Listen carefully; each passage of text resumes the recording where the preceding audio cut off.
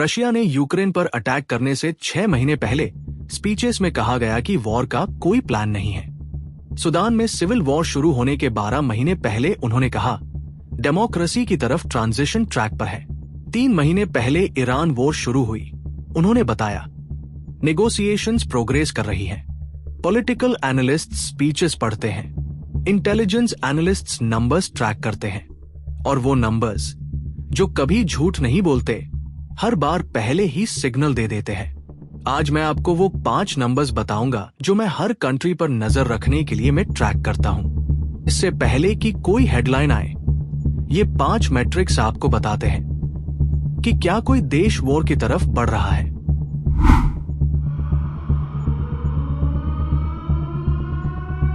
ये फ्रेमवर्क कहां से आता है? इंटेलिजेंस एजेंसीज, कॉन्फ्लिक्ट रिसर्चर्स और इकोनॉमिक हिस्टोरियंस के दशकों के काम से। जब हम पिछले 100 सालों के वॉर्स को देखते हैं,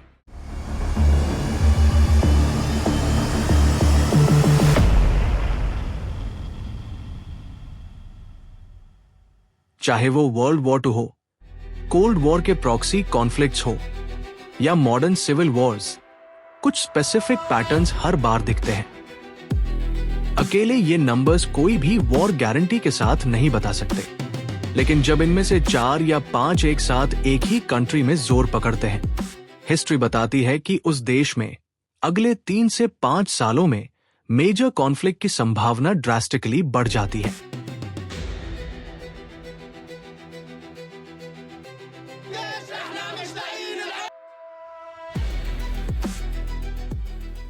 हर इंडिकेटर को हम 1 से 10 तक स्कोर करेंगे। 50 में से 35 से ऊपर का स्कोर क्रिटिकल रिस्क जोन है। आज 3 कंट्रीज को इस फ्रेमवर्क पर रन करेंगे और रिजल्ट्स आपको चौंका सकते हैं। पहले इंडिकेटर से शुरू करते हैं।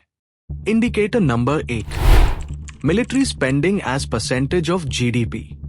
ये सबसे ऑब्वियस मैट्रिक है, लेकिन सबसे इंपॉर्टेंट भी।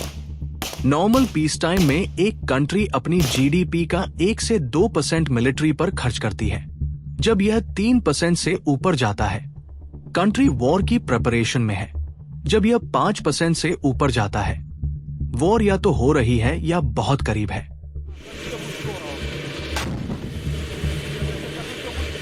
हिस्टोरिकल पैटर्न देखिए।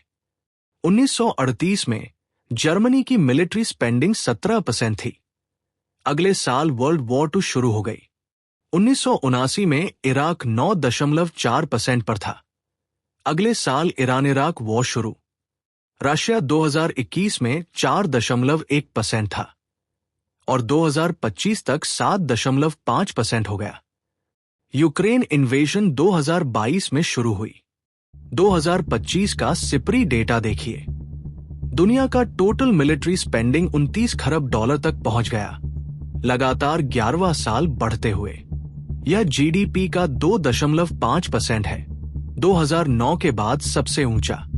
जो देश इस मैट्रिक पर 3% से ऊपर है और जिनकी स्पेंडिंग तेजी से बढ़ रही है, वो इस फ्रेमवर्क पर हाई स्कोर पाते हैं। Indicator number 2, GDP ratio. ये मैट्रिक थोड़ा विरोधाभासी लगता है। वॉर और डेट का क्या संबंध? संबंध ये है, जब कोई गवर्नमेंट इतनी ज्यादा डेट में होती है कि वो अपने सिटीजन्स को बेसिक सर्विसेज नहीं दे पाती, तो वो 2 में से एक काम करती है। या तो इंटरनली कोलैप्स होती है या फिर बाहर वॉर करती है, अपनी डोमेस्टिक प्रॉब्लम से अटेंशन हटाने के लिए। जर्मनी में 1923 में डेट जीडीपी 913% था। ये डायरेक्टली पॉलिटिकल एक्सट्रीमिज्म और इवेंचुअली वर्ल्ड वॉर 2 की तरफ ले गया। सूडान 2024 में 252% पर है और 2023 में सिविल वॉर शुरू हो गई। लेबनान 164% पर है। स्टेट प्रैक्टिकली कोलैप्स हो चुकी है। ये पैटर्न बार बार रिपीट होता है। ये मैट्रिक अकेले वॉर प्रिडिक्ट नहीं करता, लेकिन जब कोई डेवलपिंग कंट्री 80% से ऊपर जाती है और डेट बढ़ रही है, इकोनॉमी श्रिंक हो रही है, तो लीडरशिप के पास बहुत कम ऑप्शंस बचते हैं और डेस्परेट लीडरशिप डेस्परेट डिसीजंस लेती है। Indicator number 3, youth unemployment rate. ये मैट्रिक इंटेलिजेंस एनालिस्ट्स का सबसे पसंदीदा अर्ली वार्निंग सिग्नल है और सबसे ज्यादा अंडररेटेड भी। यहाँ लॉजिक सिंपल है। एक देश जिसमें 25 से 35 साल के बीच के लाखों यंग मेन बेरोजगार हैं, भविष्य नहीं देख पा रहे और फ्रस्ट्रेटेड है, वो देश एक आम ग्रुप के लिए रिक्रूटमेंट पूल है। ये थ्योरी नहीं है, ये डेमोग्राफिक रियलिटी है। अरब स्प्रिंग को याद करिए। 2011 में टूनिसिया, इजिप्ट, लीबिया, सीरिया में एक साथ क्या हुआ? उन सब में एक कॉमन थ्रेड था, एक बड़ा यूथ बल्ज जहां 25 साल से कम की पॉपुलेशन 60% से ज्यादा थी और बेरोजगार थी। स्टिम्सन सेंटर का 2026 का एनालिसिस कहता है, जहां जेन जी को एजुकेशन और एम्प्लॉयमेंट नहीं मिलती, वहां पॉवर्टी, टेररिज्म, सिविल वॉर और मास माइग्रेशन आती है। यह प्रेडिक्शन नहीं है, यह ऑब्जर्वेशन है जो हम अभी अफ्रीका और साउथ एशिया में देख रहे हैं। जब यूथ अनएम्प्लॉयमेंट 30% से ऊपर जाता है किसी डेवलपिंग कंट्री में और कोई इकोनॉमिक अपॉर्चुनिटी नहीं दिखती, आर्म्ड ग्रुप्स को रिक्रूट्स मिलने शुरू हो जाते हैं। यह इस फ्रेमवर्क का सबसे पावरफुल लीडिंग इंडिकेटर है। In Nepal, Parliament and the Prime Minister's home have been set on fire. Indicator number 4, जातीय विभाजन सूचकांक। ये मैट्रिक मेजर करता है कि एक देश की पॉपुलेशन कितने अलग अलग एथनिक, लिंग्विस्टिक और रिलीजियस ग्रुप्स में बटी हुई है, और इसका वॉर से कनेक्शन बहुत डायरेक्ट है, लेकिन जिस तरह से ज्यादातर लोग सोचते हैं वैसे नहीं। यह इंडेक्स 0 से 1 के बीच होता है। 0 मतलब पूरी तरह होमोजीनियस कंट्री, एक ही एथनिक ग्रुप, 1 मतलब मैक्सिमम डाइवर्सिटी। अब इंपॉर्टेंट बारीकी यह है, हाई फ्रैक्शनलाइजेशन अपने आप में वॉर नहीं लाती। स्विट्जरलैंड हाईली डाइवर्स है और पीसफुल है, कनाडा भी, लेकिन जब हाई फ्रैक्शनलाइजेशन वीक गवर्नमेंट इंस्टीट्यूशंस के साथ कंबाइन होती है तो यह एक एक्सप्लोसिव कॉम्बिनेशन है। म्यांमार का EFI स्कोर 0.74 है। 1200 से ज्यादा डिस्टिंक्ट आर्म्ड ग्रुप्स है। ACLAD के अनुसार ये दुनिया का सबसे फ्रैगमेंटेड कॉन्फ्लिक्ट है। सूडान 0.71, स्टेट प्रैक्टिकली कोलैप्स हो चुकी है। कॉन्गो 0.87, परमानेंट कॉन्फ्लिक्ट में है। एथियोपिया 0.72, टाइग्रे वॉर हो चुकी है। एरिट्री के साथ क्लैशेस जारी हैं। यह मैट्रिक अकेले काम नहीं करता, लेकिन जब यह बाकी चारों इंडिकेटर्स के साथ हाई हो तो यह कॉन्फ्लिक्ट का ब्लूप्रिंट है। इंडिकेटर नंबर 5, और यह सबसे इंटरेस्टिंग है, लीडरशिप टेन्योर और विश्वसनीयता की कमी। रिसर्च कंसिस्टेंटली दिखाती है कि जो लीडर्स बहुत लंबे समय से पावर में हैं और जिनकी विश्वसनीयता घटती जा रही है, वो वॉर को एक पॉलिटिकल टूल की तरह यूज करते हैं। अंदर से जो प्रेशर है उसे बाहर रीडायरेक्ट करने के लिए। इसे रैली राउंड दी फ्लैग इफेक्ट कहते हैं। रिसर्च दिखाती है कि जब कोई लीडर वॉर या एक्सटर्नल कॉन्फ्लिक्ट शुरू करता है, domestic approval ratings temporarily spike करती हैं। एवरेज 8 से 15 परसेंटेज पॉइंट्स का बूस्ट। यह अर्जेंटीना में फॉकलैंड्स वॉर में हुआ, पुतिन के साथ क्राइमिया एनेक्सेशन में हुआ, और यह पैटर्न बार बार रिपीट होता है, क्योंकि शॉर्ट टर्म में ही सही, लेकिन ये काम करता है। वार्निंग साइंस चेकलिस्ट देखिए।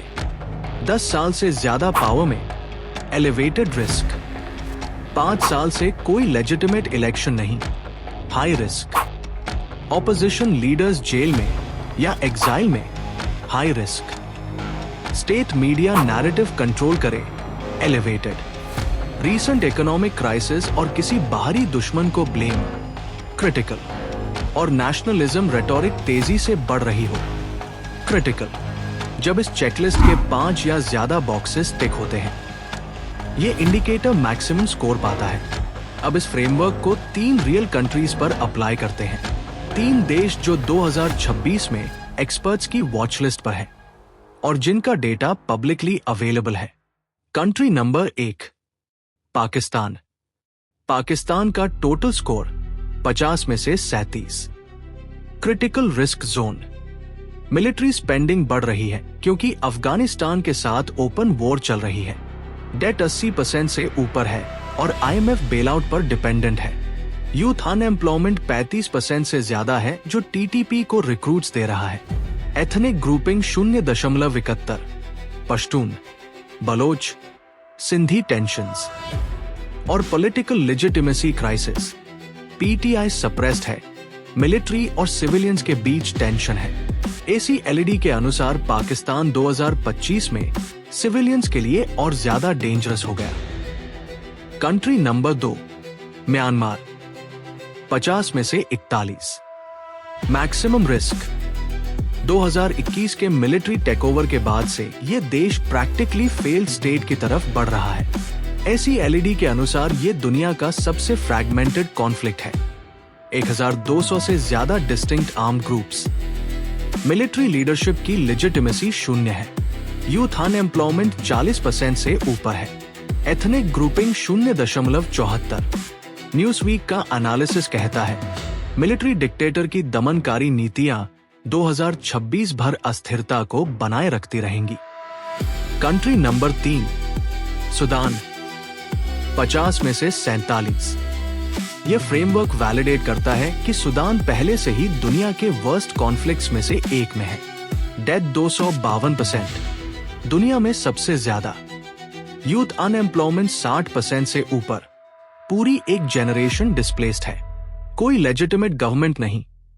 SF और RSF दोनों पावर के लिए लड़ रहे हैं। CFR के 2026 प्रिवेंटिव प्रायोरिटीज सर्वे के अनुसार सूडान सबसे लाइकली कॉन्फ्लिक्ट एस्केलेशन का कैंडिडेट है। ये फ्रेमवर्क आपको क्या बताता है? 3 चीजें। पहली बात, पाकिस्तान का कॉन्फ्लिक्ट ट्रेजेक्टरी 2026 में और बिगड़ेगा बजाय कि बेहतर हो। जब तक डेट क्राइसिस, यूथ अनएम्प्लॉयमेंट और Durand line border dispute address नहीं होती, TTP को रिक्रूट्स मिलते रहेंगे और बॉर्डर कॉन्फ्लिक्ट जारी रहेगी। दूसरी बात, म्यांमार एक पॉइंट ऑफ नो रिटर्न की तरफ बढ़ रहा है। 41 में से 50 इतना हाई स्कोर बताता है कि शॉर्ट टर्म में कोई रेजोल्यूशन नहीं है। CFR's 2026 एनालिसिस में म्यांमार एक्सप्लिसिटली इंटेंसिफाइंग कॉन्फ्लिक्ट के रूप में लिस्टेड है। तीसरी और सबसे इंपॉर्टेंट बात, अगला देश जो इस फ्रेमवर्क पर क्रिटिकल हिट करेगा वो ऑलरेडी आपकी न्यूज फीड में है। आप सिर्फ सिग्नल्स नहीं पहचान रहे, इसीलिए ये फ्रेमवर्क इंपॉर्टेंट है। इसे सेव करिए। अगली बार जब कोई नई कॉन्फ्लिक्ट शुरू हो, इन 5 नंबर्स को चेक करिए। आपको पता चल जाएगा कि ये अचानक नहीं हुआ। अगली बार जब कोई लीडर कहे हम वॉर नहीं चाहते, तो उनकी स्पीच बंद करके 5 नंबर्स चेक करिए। मिलिट्री स्पेंडिंग बढ़ रही है, डेट क्राइसिस है, यंग लोग बेरोजगार हैं, एथनिक टेंशंस हैं और लेजिटिमेसी घट रही है। अगर इनमें से 4 या 5 का जवाब हाँ है, तो स्पीचेस कुछ भी कहें, नंबर्स आपको सच बता देंगे। अगली बार जब कोई नई कॉन्फ्लिक्ट हेडलाइन आए, इसे अप्लाई करिए। और अगर आप इस तरह का एनालिसिस जो आपको आने वाली क्राइसिस को पहले से देखने में हेल्प करे रेगुलरली चाहते हैं, तो जियोस्कोप को सब्सक्राइब करें। हर वीडियो हेडलाइन से आगे जाती है। लिंक डिस्क्रिप्शन में है और सब्सक्राइब करें।